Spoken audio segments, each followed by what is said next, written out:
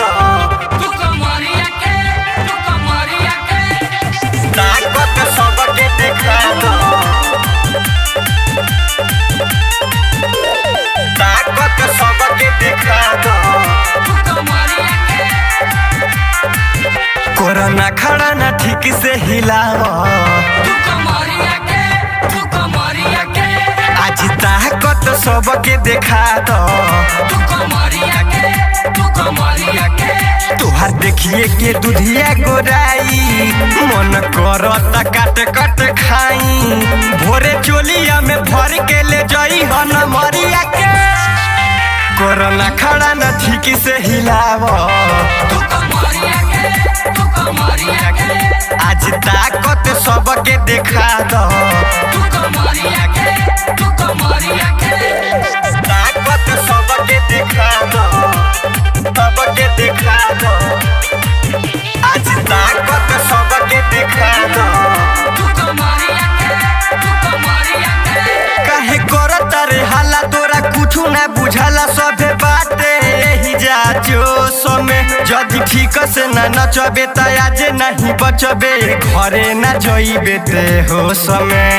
घरे ना जइबे ते हो समय काहे करता रे हाला तोरा कुछु ना बुझाला सभे बाटे यही जा जो समय जदि ठीक से ना नचबे त आज नहीं बचबे घरे ना जइबे ते हो समय केहू तोहरा के नहीं बचाई चिल्लाते रह जइबे ते माई माई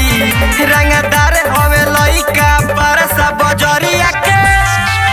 कोरोना खड़ा ना ठीक से हिलावो तू कमरिया के आज ताकत सबके दिखा दो तू कमरिया के खुशबू रिकॉर्डिंग स्टूडियो कहला बिशनपुरा बाजार मिक्स बाय इमाम बाबू आज ताकत सबके दिखा दो तू कमरिया के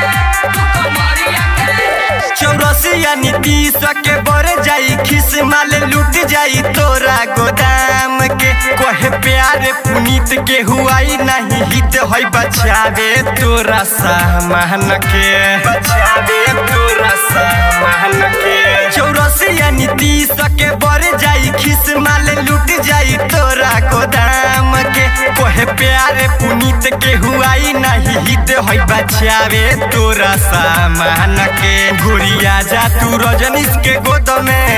कि हुआई नहीं का विरोध में